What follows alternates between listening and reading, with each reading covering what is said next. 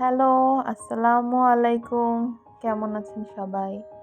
আজকে সকাল, সকাল ব্লগটা শুরু করছি। আজকে আমার খুব খুশি লাগছে। বিকজ আজকে একটা ভালো কাজ করতে যাচ্ছি এবং বাসায় আজকে অনেক মেহমানও আসবে।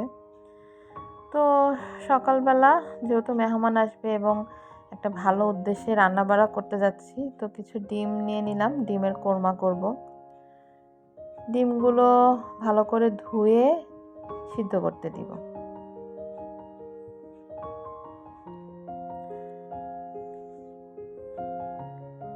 ডিমগুলো ধুয়ে নিচ্ছি। এই তো ডিম সিদ্ধ হচ্ছে, আরেক দিক দিয়ে আমার চা বানানো শেষ, চা খাবো।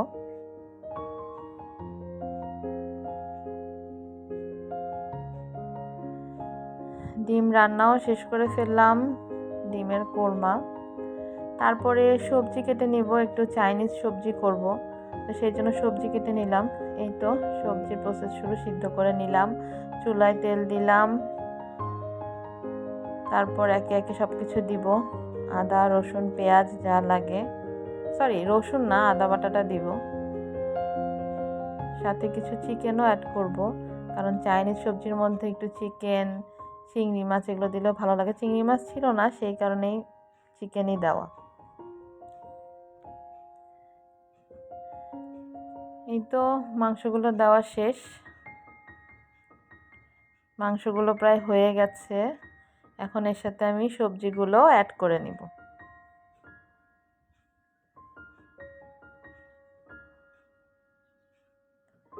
এই যে সবজিগুলো সিদ্ধ করে নিয়েছিলাম হালকা একটু ভাপ দিয়ে নিয়ে, তো এখন দিয়ে দিচ্ছি সবজিগুলো। এখানে ফুলকপি আছে, গাজর আছে, মটরশুঁটি আছে, পেঁপে আছে। এই তো সবজি রান্না প্রায় অর্ধেক শেষ। এর মধ্যে ক্যাপসিকাম দিয়ে দিলাম, কিছু পেঁয়াজ পাতা দিয়ে দিলাম। তো সবজি রান্না শেষ। এরপরে সালাদ কেটে নিব, লেবু সালাদ সব কাটা শেষ। এরপরে খালাকে বললাম আমাকে যেহেতু বিরিয়ানি করব, মুরগির মাংসগুলো কেটে দিতে। খালা মুরগিগুলো কেটে দিল, আমি ভাজতে শুরু করলাম। মুরগিতে একটু লবণ আর একটু মরিচের গুঁড়া মিশিয়ে ভাজা হচ্ছে। এই তো বিরিয়ানির জন্য মাংস রেডি। বিরিয়ানিটা অনেক মজা ছিল। এই তো ভালো মতো নাড়াচাড়া করতে হবে। এরপরে টক দই দিয়ে দিলাম, সাথে সস দিয়ে দিলাম, তারপরে আবার নাড়াচাড়া করব।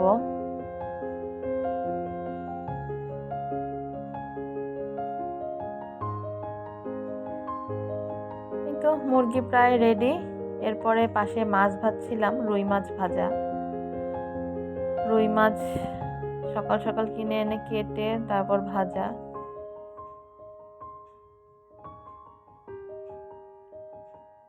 এই তো আমার রুই মাছ ভাজা কমপ্লিট। এরপরে পোলাওটা আলাদা রান্না করে নিব, যেহেতু বিরিয়ানি করব আলাদা করে পোলাও রান্না করে নিব। তো আমি সবকিছু সরিষার তেলেই রান্না করি। একটু আদা বাটা দিয়ে নিলাম, পেঁয়াজ তো দেওয়াই আছে। এরপরে চালগুলো দিব, ভালো করে আগে পেঁয়াজটা ভেজে নিব, তারপরে আস্তে আস্তে চালগুলো দিয়ে দিব। চালগুলো দিয়ে সাথে একটু মটরশুঁটিও দিতে হবে, কারণ বিরিয়ানির সাথে মটরশুঁটিটা অনেক মজা লাগে। তারপরে এগুলোকে অনেকক্ষণ একটু ভাজতে হবে। পোলার চাল একটু বেশি ভাজা হলে খেতেও মজা লাগে।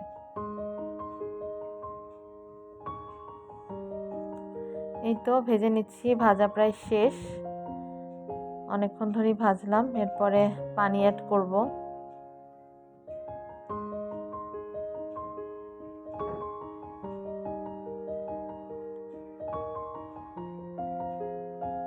এই তো পানি শেষ। এরপরে আমার ফাইনাল লুক পোলাওয়ের, মাশাআল্লাহ অনেক সুন্দর ঝরঝরা পোলাও হয়েছে। এরপরে পোলাওয়ের সাথে মাংসগুলো অ্যাড করে দিব। আসলে আজকে মেহমান তো এসেছে, এর মধ্যে এই যে মেহমানকেও খাবার দিয়ে দিলাম। আমার বোনেরা এসেছিল, ওরাও খেয়ে বলল খাবার অনেক মজা হয়েছে। এই যে ডিম, সবজি, সালাদ, বিরিয়ানি, যাই হোক আলহামদুলিল্লাহ যতটুকু পেরেছি করেছি। ওরাও খেয়ে বলেছে অনেক মজা হয়েছে। তারপরে আমি কিছু আজকে গরিব মানুষদের খাবার দিব, সেই জন্য আমার এই আয়োজনটা। অনেক দিন ধরে নিয়ত করেছিলাম, তো তাদের জন্য বক্সে বক্সে খাবার বেড়ে ফেলেছি। আমার হাজব্যান্ড পরে গিয়ে সবাইকে নিচে দিয়ে আসবে। তো এই তো, আসলে মানুষজনকে খাওয়াতে পারলে অনেক ভালো লাগে। নিজের হাতে রান্না করে খাওয়ানো এটা আসলে অনেক একটা তৃপ্তির একটা ব্যাপার। আলহামদুলিল্লাহ আমি সব কিছু ঠিকঠাক মতো করতে পেরেছিলাম এবং সবাই খেয়ে অনেক খুশি হয়েছে, এবং যাদের উদ্দেশ্য করা তাদেরকে যে খাওয়াতে পেরেছি এটাই আমার জন্য অনেক।